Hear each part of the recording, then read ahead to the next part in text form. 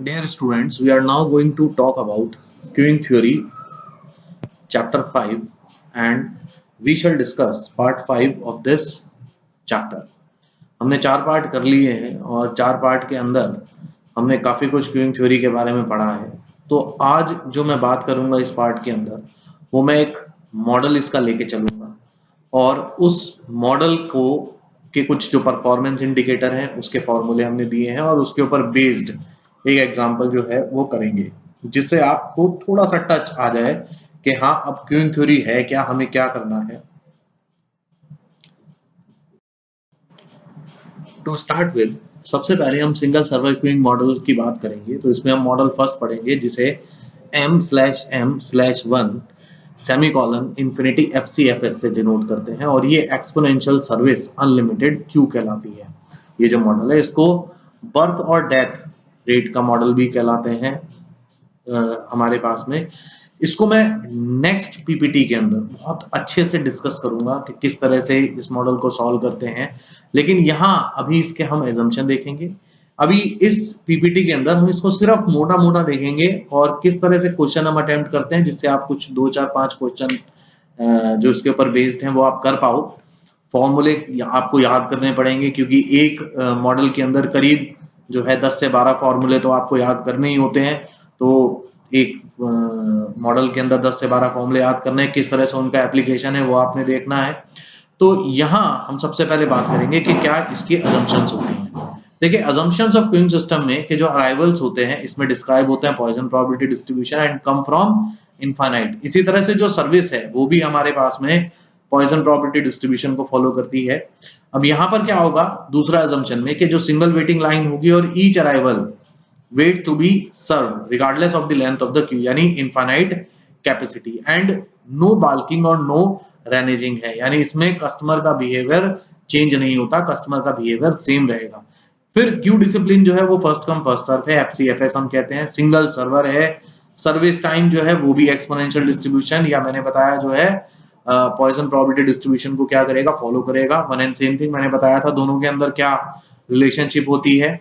Customer arrival is independent but the arrival rate यानी जो average number of arrivals है does not change over time. ये जो है हमने देख लिया कि स्टडी स्टेट की कंडीशन है हमारे पास में कि जो कस्टमर अराइवल है वो इंडिपेंडेंट होगा और अराइवल रेट जो है वो चेंज नहीं होगी टाइम के साथ। ऐसे ही एवरेज सर्विस रेट, अगली जो अजम्पशन है, average service rate is more than the average arrival rate. यानी यहाँ पर जो हम ट्रैफिक इंटेंसिटी जो मैंने इससे पहले वाली पीपीटी के अंदर बात करी थी जिसे हम रो से डिनोट करते हैं लैम्डा अपॉन म्यू, इसमें लैम्डा छोटा होगा म्यू बड़ा होगा तो रो की वैल्यू 1 से कम हो जाएगी। तो ये हमारे पास कुछ अजम्पशन है इस मॉडल के और इन अजम्पशंस को ध्यान में रखते हुए हम इनमें परफॉर्मेंस इंडिकेटर की बात करेंगे और उसके कुछ फॉर्मूले पढ़ेंगे और फिर उन फॉर्मूले से हम एक एग्जांपल इसमें सॉल्व करना देखेंगे जिससे आप कुछ और एग्जांपल्स इसमें कर। देखिए अब जो मैंने बात करी है इसमें कि we shall discuss here some important point concerning model works and its solution will be discussed in next PPT. ये मैंने आपको बता भी दिया है कि यहाँ कुछ इंपॉर्टेंट पॉइंट ही हम कंसीडर करेंगे और बाकी जो है इसको नेक्स्ट पीपीटी के अंदर निकालेंगे और ये हम सब डिराइव कर सकते हैं जो है। खास तौर पे जो इस पीपीटी में मैंने फॉर्मूले निकाले हैं ये जब मैं इस मॉडल को सॉल्व करूंगा तो ये मैं डिराइव करूंगा, आप देखिएगा कि किस तरह से डिराइव होते हैं। अभी हम इनको ध्यान में रख के चलेंगे और आगे जो हमारे पास में कैलकुलेशंस है या हमारे पास में जो परफॉर्मेंस इंडिकेटर है उनको कैलकुलेट करेंगे। देखिए इसमें क्या है, सबसे पहले based on single server queuing system जो प्रोबेबिलिटी है कि कोई कस्टमर ना हो सिस्टम के अंदर या n कस्टमर हो जाए सिस्टम के अंदर किसी टाइम t के ऊपर, तो ये किससे डिनोट करते हैं, अगर कोई कस्टमर नहीं है तो उसकी प्रोबेबिलिटी p0 से डिनोट करते हैं और ये 1 माइनस लैम्डा अपॉन म्यू यानी 1 माइनस रो के इक्वल होती है। और अगर n कस्टमर है सिस्टम के अंदर तो इसकी प्रोबेबिलिटी लैम्डा अपॉन म्यू की पावर n 1 माइनस लैम्डा यानी रो की पावर n 1 माइनस रो के इक्वल होगी। बिल्कुल करेक्ट होगी। ये दोनों चीजें हम डिराइव करेंगे जब हम इसका सॉल्यूशन करेंगे तो हम दोनों चीजें डिराइव करेंगे। अब देखिएगा नेक्स्ट जो इसमें है इंपॉर्टेंट पॉइंट वो है probability that an arriving customer has to wait. भाई अगर एक भी कस्टमर नहीं है तो सिस्टम के अंदर अगर एक भी कस्टमर नहीं है तो कोई भी कस्टमर आएगा उसको वेट नहीं करना पड़ेगा, लेकिन अगर एक कस्टमर होगा तो फिर उसको वेट करना पड़ेगा नहीं। तो उसकी प्रोबेबिलिटी कैसे निकलेगी कि भाई 1 में से, क्योंकि टोटल प्रोबेबिलिटी 1 होती है, 1 में से वो प्रोबेबिलिटी घटा देंगे कि एक भी कस्टमर ना हो तो क्या प्रोबेबिलिटी आ जाएगी कि ये प्रोबेबिलिटी आ जाएगी कि जो अराइविंग कस्टमर है उसको वेट करना पड़ेगा। तो यानी जो ये प्रोबेबिलिटी है 1 माइनस पी जीरो से गिवन होती है और ये लैम्डा अपॉन म्यू के इक्वल होगी। चलिए अब हम स्टार्ट करेंगे। देखिए performance measure for model first. तो इसमें सबसे पहले हम देखेंगे, जो हमें सबसे पहला परफॉर्मेंस मेजर देखना होता है वो है expected number of customer in the system, यानी सिस्टम के अंदर कितने कस्टमर हैं, और जो सिस्टम के अंदर कस्टमर होंगे वो होंगे जो कस्टमर लाइन में होंगे प्लस जो कस्टमर को सर्विस मिल रही होगी। तो इसके लिए फॉर्मूला हमारे पास में मैंने बताया था WLS से डिनोट करते हैं या खाली LS से भी डिनोट कर सकते हैं, अलग अलग तरह की नोटेशन है। तो यहाँ हमने LS से डिनोट कर ली है शॉर्ट में इसको लिखने के लिए, लेकिन आप अपनी बुक की नोटेशन भी इस्तेमाल कर सकते हैं, वही इस्तेमाल आपको करनी चाहिए। तो sigma n is equal to 0 to infinity, अगर ऊपर कुछ नहीं लिखा है तो अप टू इन्फिनिटी है, n इंटू पी एन हो जाएगा, और ये बराबर हो जाएगा sigma n is equal to 0 to infinity n into P N की वैल्यू सब्स्टिट्यूट कर दें। जब हम पी एन की वैल्यू सब्स्टिट्यूट करेंगे तो ये आ जाएगा n 1 माइनस रो की पावर n, और यहाँ जो रो है ये r की बजाय रो होना चाहिए, यहाँ जो रो है वो 0 और 1 के बीच में लाई करेगा। तो इसमें से मेरे पास में 1 माइनस रो तो बाहर चला जाएगा, और n 1 माइनस रो की पावर n अगर मैं इसको एक्सपेंड करूंगा तो ये मेरे पास में एक्सपेंड होके और सॉल्व करके इसमें बायनोमियल का रिजल्ट लगेगा। ये मेरे पास में रो तो कॉमन निकल जाएगा, और ये 1 माइनस रो की पावर -2 की एक्सपेंशन बनती है, एक कट जाएगी एक बच जाएगी, तो यानी रो अपॉन 1 माइनस रो, और अगर इसमें रो की वैल्यू सब्स्टिट्यूट कर दी जाए तो ये lambda upon mu minus lambda हो जाएगा, और यहाँ पर रो जो है वो लैम्डा अपॉन म्यू यानी ट्रैफिक इंटेंसिटी होता है। अब इसी में आगे कंटिन्यू करते हुए अगर मैं एक्सपेक्टेड नंबर ऑफ कस्टमर्स जो हमें निकालना है वो है expected number of customer waiting in the Q, यानी क्यू लेंथ की हमें बात करनी है। पहले वाली लाइन लेंथ थी, दूसरे वाली हमारे पास में क्यू लेंथ है। इसको WLQ से डिनोट करते हैं या सिंपल LQ से डिनोट करते हैं। फॉर्मूला हो जाएगा sigma n is equal to 1 to infinity n minus 1 pn, और ये बराबर हो जाएगा sigma n is equal to 1 to infinity n into pn minus sigma n is equal to 1 to infinity pn। दोनों की मैंने मल्टीप्लाई करके समीशन अलग अलग कर लिया। पहली वाली क्वांटिटी LS हो जाएगी, क्या करा इसमें 1 0 वाली चीज मैंने ऐड और सबट्रैक्ट कर दी, क्योंकि पहले वाली चीज तो LS देगी, और sigma n is equal to 0 to infinity इस वाली टर्म में 1 P0 ऐड और P0 सबट्रैक्ट कर लिया हमने। तो यहाँ पर जो वैल्यू आ जाएगी ये हो जाएगी LS माइनस 1 माइनस P0, और यहाँ अगर वैल्यू सब्स्टिट्यूट करेंगे तो 1 माइनस P0 आ जाएगा हमारे पास में, और LS की वैल्यू ऊपर से सब्स्टिट्यूट कर लेते हैं। तो lambda upon lambda minus mu minus के लैम्डा अपॉन म्यू, क्योंकि 1 माइनस P0 की वैल्यू कितनी होती है लैम्डा अपॉन म्यू होती है, और अगर इसको हम सॉल्व करेंगे तो ये lambda square upon mu minus lambda के इक्वल हो जाएगी। तो ये दो परफॉर्मेंस मेजर हमने देख लिए, ये दोनों बहुत इंपॉर्टेंट है, बहुत पूछे जाते हैं क्वेश्चन के अंदर। अब नेक्स्ट परफॉर्मेंस मेजर जो है हमारे पास में वो है expected waiting time for customer in the Q. इसका भी आपको फॉर्मूला याद करना पड़ेगा, और इसको WQ से डिनोट करते हैं, और फॉर्मूला होता है 0 से infinity t into lambda 1 minus rho e की पावर माइनस के mu 1 minus rho into T और dt। अगर ये वैल्यू सब्स्टिट्यूट कर दी जाएगी तो ये बन जाएगा मेरे पास में लैम्डा 1 माइनस के लैम्डा अपॉन म्यू, वैल्यू रो की भी हमने सब्स्टिट्यूट कर दी और इंटीग्रेट करके लिमिट हमने सब्स्टिट्यूट कर ली, और ये हो जाएगा 1 अपॉन म्यू माइनस लैम्डा का होल स्क्वायर। तो अगर एलसीएम लेंगे हम तो सॉल्व करके ये बन जाएगा lambda upon mu into mu minus lambda, और इसको हम कह सकते हैं LQ अपॉन लैम्डा। तो ये एक रिजल्ट है हमारे पास में, और ये अगर याद हो मैंने जो लास्ट पीपीटी थी उसके अंदर डिस्कस करा था रिलेशनशिप किस तरह से होती है हमारे पास में, तो ये रिलेशनशिप वहीं से निकल के आएगी। इसी में एक पॉइंट और है हमारे पास में, या एक और परफॉर्मेंस मेजर होता है, ये है expected waiting time for a customer in the system, यानी कस्टमर को कितना सिस्टम के अंदर वेट करना पड़ेगा।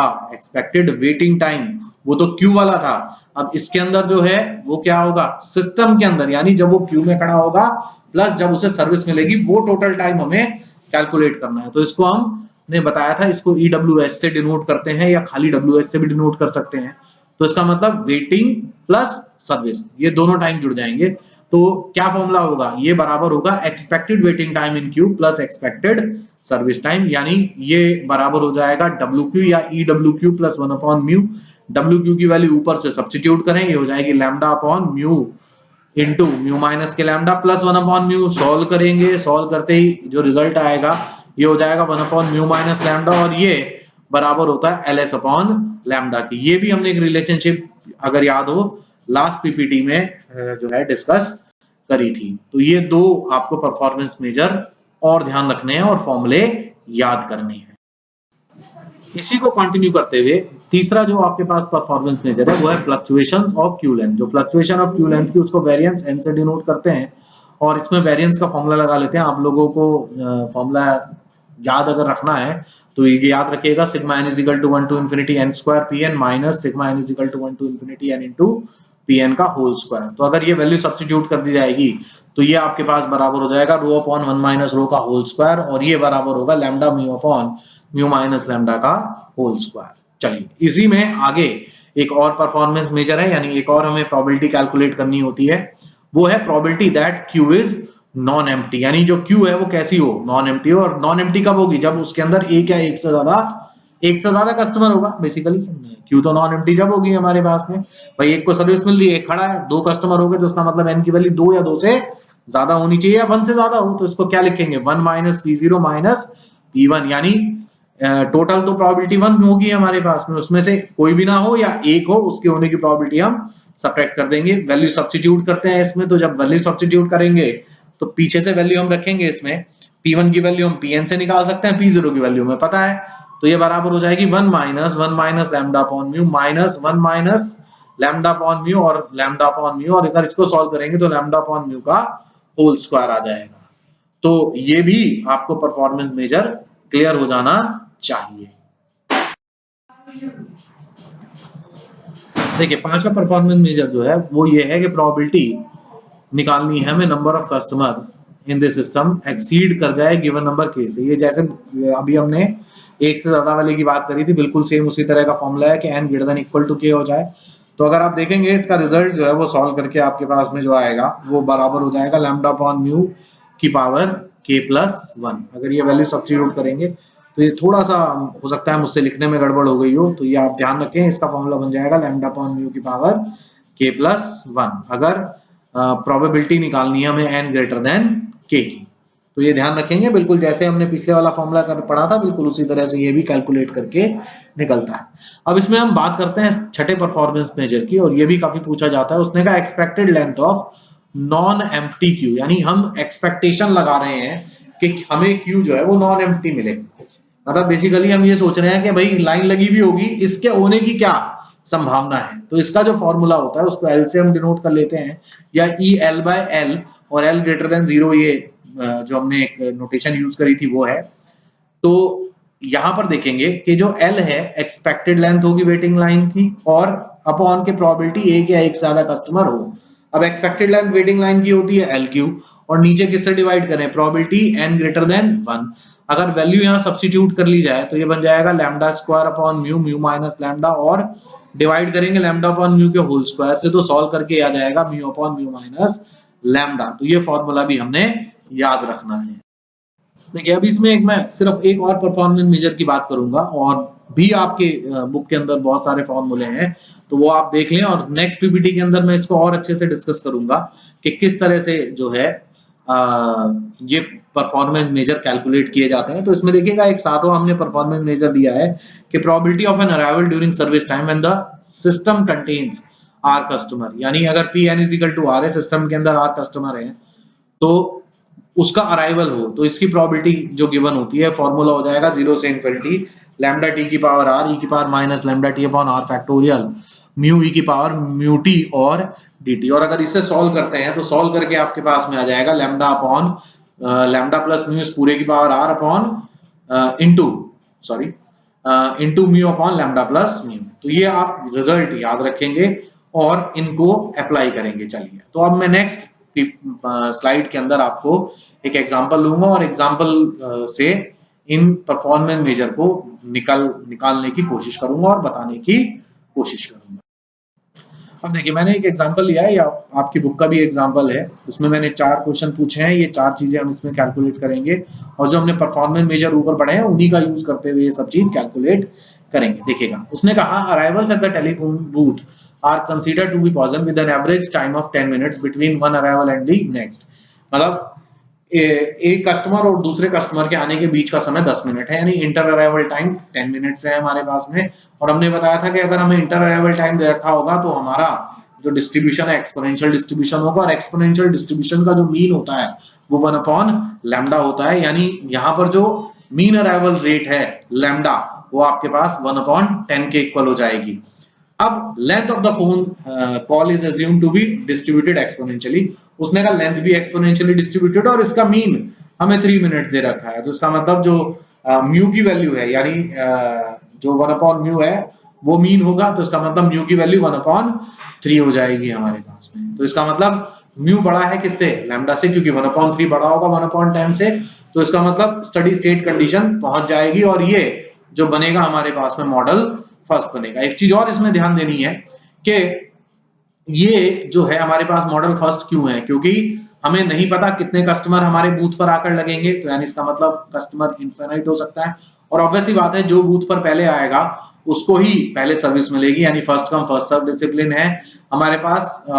तो एक्सपोनेंशियल डिस्ट्रीब्यूशन है अराइवल का भी और सर्विस का भी, तो उसका मतलब अच्छा एक ही बूथ है हमारे पास में, तो इसका मतलब एक सर्विस चैनल है, तो ये मॉडल बनेगा MM1 इन्फिनिटी FCFS, यानी ये मॉडल फर्स्ट हो गया। अब देखिए इसमें क्या क्या कैलकुलेट कराना है, कैलकुलेट कराना है what is the probability that a person arriving at the booth will have to wait, यानी जो पर्सन अराइव कर रहा है उसको वेट करना पड़े, इसकी क्या प्रोबेबिलिटी है। इसका मतलब एक कस्टमर हो, यानी हमें प्रोबेबिलिटी चाहिए P greater than equal to 1। फिर telephone department will install a second booth, वो एक दूसरा बूथ लगा देगा अगर वो कन्विंस हो जाए कि arrival would expect waiting for at least 3 minutes for a phone call, अगर किसी भी कस्टमर को 3 मिनट के लिए अगर वेट करना पड़ रहा है तो वो एक सेकंड बूथ लगा देगा। उसने कहा by how much should the flow of arrival increase, कि अराइवल रेट कितनी बढ़ जाए हम नया बूथ लगाना जस्टिफाई कर पाए, यानी सेकंड बूथ लगाना जस्टिफाई कर पाए। नेक्स्ट जो है इसमें ये पूछा गया है कि what is the average length of queue that forms from time to time, यानी एवरेज लेंथ बतानी है क्यू की जो समय समय पर फॉर्म होगी। और लास्ट पार्ट इसमें पूछा गया है कि what is the probability that it will take him more than 10 minutes all together to wait for phone and complete his call, क्या प्रोबेबिलिटी है कि उसको 10 या 10 मिनट से ज्यादा रुकना पड़े कॉल करने के लिए और वेट करने के लिए टोटल। तो देखिए अब इसका हम सॉल्यूशन शुरू करेंगे। नेक्स्ट अभी हमने डिस्कस करा था कि हमारे पास में जो अराइवल है इंटर अराइवल रेट है वो एक्सपोनेंशियल है, और इस तरह से जो सर्विस है वो भी एक्सपोनेंशियली डिस्ट्रीब्यूटेड है, तो इसका मतलब लैम्डा की वैल्यू 1/10 यानी 0.10 पर्सन पर मिनट हो जाएगी, और म्यू मेरे पास 1/3 यानी 0.33 पर्सन पर मिनट हो जाएगी। म्यू बड़ा है लैम्डा से, मैंने बताया था स्टडी स्टेट कंडीशन होगी, तो हमने पहला क्वेश्चन पूछा था कि क्या प्रोबेबिलिटी है कि पर्सन को वेट करना पड़े, इसका मतलब बूथ पर एक आदमी हो, तो इसका मतलब क्या चाहिए हमें कि प्रोबेबिलिटी चाहिए n ग्रेटर देन 0, और n ग्रेटर देन 0 की प्रोबेबिलिटी होती है 1 - b0 और ये लैम्डा अपॉन म्यू होती है। लैम्डा की वैल्यू म्यू की वैल्यू सब्स्टिट्यूट करेंगे, आंसर आ जाएगा हमारे पास में 0.3। फिर दूसरे बार हमने कहा कि installation of second booth will be justified, अगर जो अराइवल रेट है वो जो है हमारे पास में जो वेटिंग टाइम है उससे ज्यादा हो जाए, तो मान के चलते हैं कि let lambda be the increase arrival rate, let lambda dash होना चाहिए हमारे पास में, then the expected waiting time in the queue, expected waiting time जो है वो EWQ कितना होगा मेरे पास में lambda dash upon mu, mu minus lambda dash. अब उसने कहा कितनी देर लग रही है हमें, 3 मिनट उसको वेट करना पड़ रहा है, तो इसका मतलब जो लैम्डा डैश है वो कितना होगा मेरे पास 0.16, अगर वैल्यू सब्स्टिट्यूट कर दें और इसको सॉल्व कर लें तो इसका मतलब जो इंक्रीज होना चाहिए अराइवल रेट के अंदर वो कितना होगा 0.16 माइनस 0.10 यानी 0.06 अराइवल्स पर मिनट। अगर आप चाहें तो इसको 60 से मल्टीप्लाई कर लें तो आपको अराइवल पता लग जाएंगे, यानी 3.6 अराइवल्स जो है हर मिनट होने चाहिए। तो ये दोनों पार्ट हमने कर लिए, बहुत आसान है, तो थोड़ा सा अगर आप ध्यान लगाएंगे तो आप बहुत इजीली इन क्वेश्चंस को कर पाएंगे, तो घबराने की जरूरत नहीं है, आप थोड़ी सी मेहनत करेंगे तो क्यूइंग थ्योरी के क्वेश्चन आप कर लेंगे। अब लास्ट 2 पार्ट की बात करेंगे। अब इसमें हमने पूछा था average length of non empty Q, और इसमें मैंने बताया था फॉर्मूला कि भाई अगर क्यू लगती है तो लगने पर कितने कस्टमर उसके अंदर अप्रोक्सीमेटली होंगे, तो जो ये था ये EL/L, और मैंने कहा था L ग्रेटर देन 0 वाली बात है, तो ये अगर मैं कैलकुलेट करूंगा तो इसका formula mu upon mu minus lambda था। अब म्यू की वैल्यू मेरे पास 0.33 है और म्यू माइनस लैम्डा मेरे पास 0.23 हो जाएगा। अगर इसको डिवाइड करते हैं तो ये 2 कस्टमर अप्रोक्सीमेटली हो जाएगा, क्योंकि अगर हम डिवाइड करेंगे तो ऑब्वियसली बात है ये 1 पॉइंट समथिंग आएगा, लेकिन क्या 1.5 कस्टमर पॉसिबल है, नहीं, तो इसका मतलब 2 कस्टमर अप्रोक्सीमेटली हो जाएगा। अब लास्ट पार्ट हमने पूछा कि क्या प्रोबेबिलिटी है कि कस्टमर को 10 या 10 से ज्यादा मिनट वेट करना पड़े, तो इसका मतलब 10 मिनट से इसका मतलब इन्फिनिटी तक वो वेट कर सकता है, तो इसका मतलब हमें निकालनी है probability t greater than equal to 10। तो इसका फॉर्मूला होगा 10 to infinity lambda upon mu, mu minus lambda e की power minus mu minus lambda into T और dt। अगर इसके अंदर वैल्यू सब्स्टिट्यूट कर दी जाए और इंटीग्रेशन कर लिया जाए और वैल्यू सब्स्टिट्यूट कर लें हम जो है चाहे तो जो है कैलकुलेशन कर सकते हैं, नहीं तो हम जो है ये साइंटिफिक कैलकुलेटर से कैलकुलेट कर सकते हैं वैल्यू। तो ये वैल्यू जो है कैलकुलेट करके आएगी मेरे पास 0.03। इसका मतलब ये हुआ कि 3% जो है arrival on an average will have to wait for 10 और 4 minutes before they can use the phone. इसका मतलब जो टोटल जो हमारे पास अराइवल्स होंगे उसमें से 3% लोग ऐसे होंगे जिनको 10 या 10 मिनट से ज्यादा बूथ पर खड़ा रहना पड़ेगा। तो उम्मीद करता हूं कि आपको एग्जाम्पल समझ आया होगा, और मैं आपको नेक्स्ट स्लाइड में भी बताता हूं कि आपको और कौन कौन से एग्जाम्पल इसके ऊपर बेस्ड करने हैं। स्टूडेंट्स, नाउ जो एग्जाम्पल आपने करने हैं वो है एग्जाम्पल नंबर 1 पेज 185 पर। एग्जाम्पल नंबर 2 मैंने बता दिया है, इसके 4 पार्ट मैंने बता दिए, अगर आप बाकी पार्ट करना चाहें तो वो कर सकते हैं। एग्जाम्पल ये 186 पर दे रखा है। फिर आप इसी में एग्जाम्पल नंबर 3 करेंगे पेज 187 पर। इसी में एग्जाम्पल 4 करेंगे, इंपॉर्टेंट एग्जाम्पल है पेपर के पॉइंट ऑफ व्यू से। फिर इसमें एग्जाम्पल 5 करेंगे, इंपॉर्टेंट है पेपर के पॉइंट ऑफ व्यू से। और इसमें फिर आप जो है एग्जाम्पल नंबर करेंगे 6, एग्जाम्पल नंबर 6 आप करेंगे, और बस यही आपने एग्जाम्पल्स इसके अंदर करने हैं। तो ये 6 एग्जाम्पल आप करेंगे तो आपको ये करना आ जाएगा। और फॉर्मूले जो हैं आपको मॉडल फर्स्ट के दे रखे हैं सब, तो आप इनके सिर्फ रिजल्ट याद करें। मैं नेक्स्ट पीपीटी के अंदर किस तरह से इनको डिराइव करते हैं वो एक बार फिर दोबारा से डिस्कस करूंगा। कुछ तो मैंने इस पीपीटी में डिस्कस करा है और कुछ मैं नेक्स्ट जो मेरी पीपीटी होगी उसके अंदर डिस्कस करूंगा। Thank you for listening me, और अगर आपके कोई डाउट हैं तो आप मुझसे जरूर पूछिए, और बिल्कुल मेहनत करके कीजिए। थोड़ा सा टफ टॉपिक है लेकिन आप बहुत अच्छे से कर पाएंगे, इसको बहुत ध्यान से कर पाएंगे अगर मेरी बातों को ध्यान से सुनेंगे। तो फिर से एक बार आपको धन्यवाद और बेस्ट विशेस कि आप इस पीपीटी को भी कंप्लीट करेंगे।